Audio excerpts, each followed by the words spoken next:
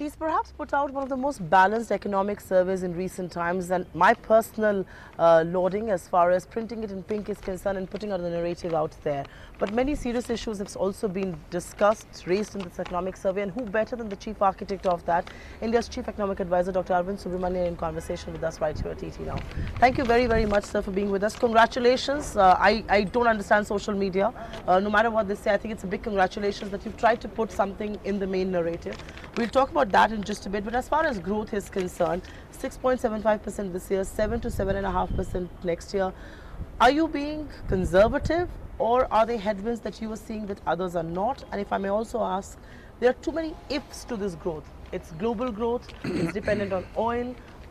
How will you defend the growth figure?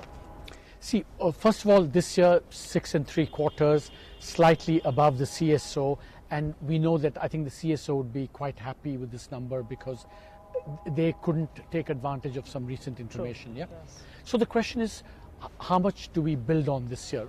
Or to put it differently, what are the plus and minus deltas relative to 6 3/4%, right? Delta number one is, the negative delta that led to 6 3/4, some of the effects we spoke about, demonetization, GST, those come off. They've dissipated. We know, for example, demonetization is basically behind us because cash has stabilized. That's right. We know GST is almost behind us. So if you take away negative deltas, you get positive deltas. That's one. Second, world growth is going to be greater next year than this year, according to the IMF. Sure. It's going to be about 0.2 percentage points greater, which means more export growth and more GDP growth. That's a second plus delta. Possibly another plus delta is, if the IBC process goes along, another plus. And then maybe a minus delta would be that if oil prices remain higher as they are forecast to relative to this year, then, we know the thumb rule, $10 a barrel more means less GDP growth. So if you add up the pluses and the minuses of the deltas, it gives you exactly the range somewhere between 1/4 and 3/4 percentage points. That's 7 to 7.5. So that's roughly the calculation.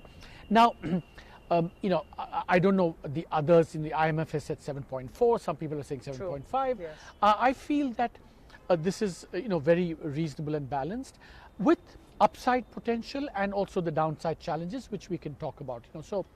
So you don't believe you're being overly conservative? This is perhaps a realistic estimate as you're putting out, and I think all of us will be hopefully positively surprised if this were to reach that level. I want to talk about fiscal consolidation, and you very categorically state that a pause in fiscal consolidation could happen this year, and overly ambitious targets for next year are not going to garner any credibility. My simple question is, a slippage of about 0.2, 0.3 percentage point, is that going to make a material difference to investments, which will be done in quest of growth, I'm presuming?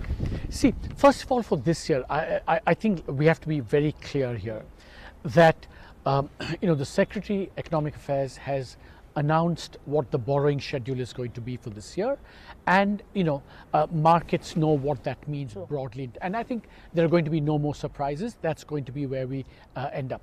Now for next year, I think we need to be very clear, and I'm very clear on this.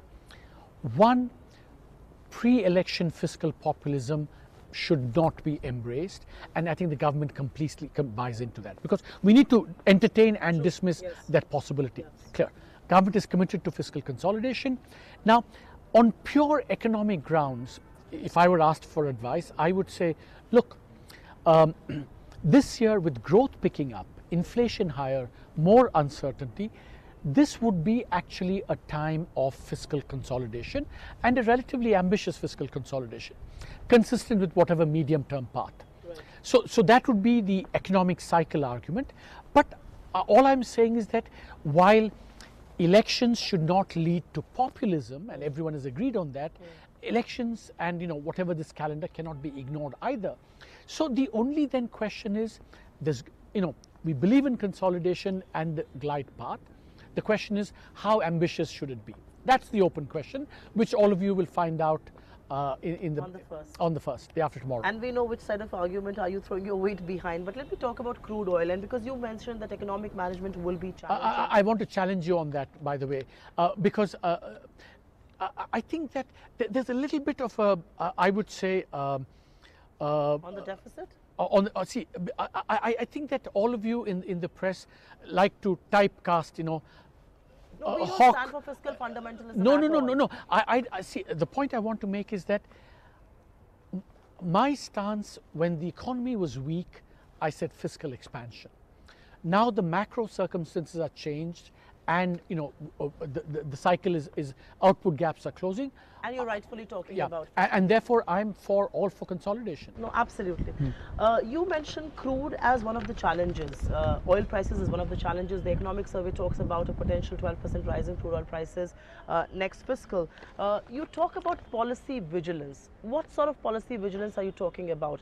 Are we going to see going back to the subsidy management regime? Because, the benefits of low crude weren't really shared with consumers. I'm presuming the burden cannot be either. So what would your prescription on that front be? Firstly, I think that just to set the facts right on this, when oil prices came down, roughly about 25% to one-third was shared with the consumer, and government took the rest. Yes. And that's not an unreasonable balance at all. Now, going forward, what do I mean by vigilance? I mean that whatever the impact it's going to have on inflation or on the deficit, these have to be taken account of. You don't control oil prices. So if you have a deficit target, for example, and oil prices go up relative to that, something else has to adjust in the budget if you want to maintain the deficit target. So that's one vigilance. I think the second thing I think is an important point to make is that people, I've been asked this question since yesterday, does oil price going up mean excise taxes come down? Look, part of this is the challenge for governments is how to balance a number of interests. But one of, I think, the things that we must remember is that in the last 2 or 3 years, when oil prices came down, the government announced a policy of deregulation on petroleum and diesel, and is by and large stuck to that. So I think that deregulation policy, you believe, should be taken care of. Yeah, should continue going forward. So by vigilance, I don't mean, oil prices go up, excise taxes come down 1-to-1 or anything like that. Deregulation is something that government has embraced, it's stuck to, and it should should perhaps adhere to. Yeah. A quick question on another policy vigilance that you talk about, and that's the Indian markets. And you're right when you say that bond yields are steeply high. Policy vigilance is required if stock markets correct sharply. There are two ways to look at it. I mean, one of the ways is that, after a very long time, retail investors come back to the market. His money needs to be protected if an asset bubble were to burst. And the other way to look at it is markets don't like vigilance. So what sort of vigilance are you recommending here? I mean, do we risk shooing away inflows is one of the questions that has been raised. See, first of all, I think in this environment with, I think the need to maintain macro stability, both on the inflation side, the fiscal side, paramount importance, because you want to retain confidence in the economy. I think that's one. Second, I think that we should also, because I think it's very difficult for governments to take proactive measures to second guess markets. I think governments should not be in the business. If you recall, when Alan Greenspan pronounced irrational exuberance, he just spoke. He didn't actually take any action because, you can't spot a bubble or whatever it is. But I think heightened regulatory vigilance, investor awareness, because you spoke quite rightly about, kind of, let's call this democratized shareholding, for example, right? After a very long time, we've seen this kind of financialization of the markets. But remember that has to happen for the right reasons and in the right circumstances. Because remember, and you put it well when you said that on the upside, you get, people say, shareholding is democratized. But when something goes wrong, it gets socialized, right? And that we have to be very careful, especially where small savers are involved. So I think we have to be very vigilant about, ensuring that, we don't get into a situation where we get responses down the road which can add to the distortions. Fair point indeed. Dr. Subramanian, is there a candid admission in the survey that the stress on the Indian farms is far from over? You very categorically stated that the real farm income has grown by just 1% in the last 4 years. What is the remedy? Do we have to move beyond crop insurance? Do we have to move beyond the rhetoric of, doubling farm incomes? What is then the best way to resolve the rural crisis? See, firstly, I think it's the rural situation, agrarian problem is a long-term challenge. You can't do Sure. any one Yes. thing. But I think one way of looking at it is the following, right? You need to do both. How do you protect farmers on the downside, and what do you do to increase the upside? So both are very important. So on the downside, we've seen, Fasal Bima Yojana that's come in. We have MSP procurement. Some of it has worked well. Some of it has, still a work in progress. Madhya Pradesh is trying some new schemes. So I think we need to experiment more with protecting the downsides. And price deficiency payments are one experiment we should look at more closely. But I think there's no getting away from the fact that on the upside, agricultural productivity will have to be increased enormously. Now, there are many things one can say. People have written reams and reams, but I'll say two things. Sure. One, the work that my colleagues have done on the survey on the agriculture chapter shows that any impact in the future of climate change is going to be felt disproportionately in unirrigated That's areas. right. Yeah? Yes. Yes. And if you look at after 70 years after independence, We're still struggling with something like this. only 46% of India is irrigated. Rest is not. So I think that we should think about irrigation, but smart irrigation. More crop for drop, sprinkler technology, drip technology. That's one. But the deeper question is the following. All of us can sit here and write 50 things about, but how is it going to happen, given that the states are involved?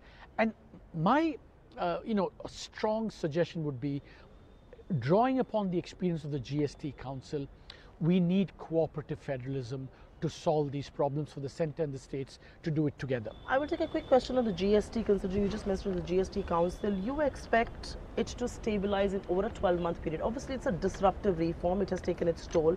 GST has undoubtedly helped in expanding the indirect tax base, and it will obviously have a ripple effect on the direct tax base. By when do you believe compliance can get better, where collections also reflect the expansion of the bases? See, firstly, I think if you look at, there's a box in the survey which shows collections have been pretty good. People are very confused about interpreting the numbers, and I think it's grown at about 12%. Buoyancy is more than historically associated with indirect taxes. But I think the scope for further compliance, further revenue buoyancy is immense. We're still simplifying, all the forms and everything. The Ajay Bhushan Pandey Committee and Nandan Nilekani are working on this. I think that we estimate that the tax base can go up even more. Once the invoice matching also begins in full earnest, more scope for compliance. So I think that the promise of the GST, even in terms of revenue, is very, very bright.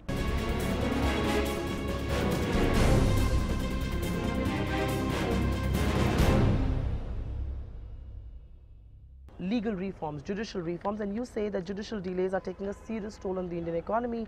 The survey states 4.8% of Indian GDP is actually locked in litigation. You look at the whole scenario of the judicial reforms, and government seems to be the biggest litigant of it all.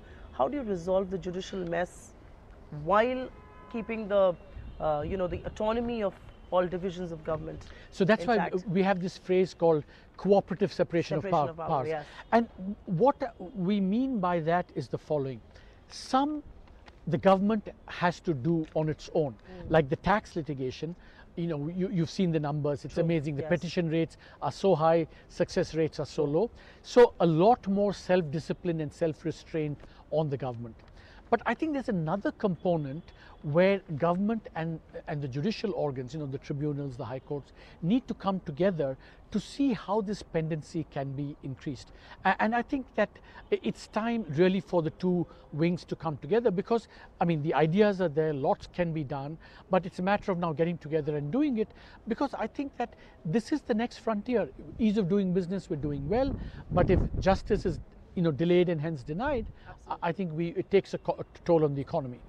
And 4.8% of India's GDP being logged in litigation is something that we must ponder. That's over. just the tax side, I think. Absolutely. Yeah. One of the things that your survey talks about, and I will personally laud you on this, is that you've tried to put the narrative on gender biases. You're talking about India's obsession with the sun. You're talking about adverse sex ratio of females to males, which has seen 63 million women missing in the workforce.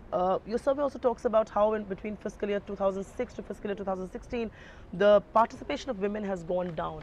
Why did you consciously choose to put it out there, you know, printing of the survey in pink? Are you trying to build a narrative around it? I mean, what was the reason? See, I think thanks for asking the question, because in every survey, we have tried to highlight some aspect of, you know, I think the reasons are, I mean, we don't need to take any credit for this. I mean, having women being equal in society is, you know, should be a given, actually. Yeah, it should be a given, right? I mean, we just have, you know, different standards here, so we're not doing anything great here. But I think because it's an important issue, we've tried to highlight different aspects of that. You know, every year, in the first year we had something against female violence, then we had mother and son. Last year we had something on, we said the right to physical privacy. This year we have something much more elaborate, and we wanted to see what progress has been made in India, because I think one has to be a little bit on gender issues. I mean, there are again both sides of the spectrum, right? One side thinks that it's all terrible in India. The other side says, no, actually things are great. So just a dispassionate assessment. And within that, there are 2 or 3 things that did strike us. Progress on a number of indicators, you know, surprisingly, you know, age of first marriage, age of first birth, you know, improvement. But I think on 3 aspects, you know, we need to catch up. One is on reproductive agency for women. I think it's very important. Employment is one. But I think the deepest problem, I think, is this: as a society, we prefer sons to girls. And it's time that changes. Yeah, and I think we tried to, and we've also done some very interesting new research on that. In 30 seconds, if you can answer a last question for me, does the survey admit, like the opposition wants us to believe, that Jan Dhan, toilets, LPG and village electrification have resulted in no tangible outcomes? See, there I think we actually show what what has happened, the progress that's been made, and these things are a work in progress. You know, first you build the stuff, and then you get people to use it, you know, become part of it. So I think this is a natural first step. So you know, you can't use a toilet without building it. I mean. Dr. Subramanian, it's always a pleasure talking to you, and once again, congratulations on putting at least the gender issue right there on the front page. Thanks very much for speaking to us.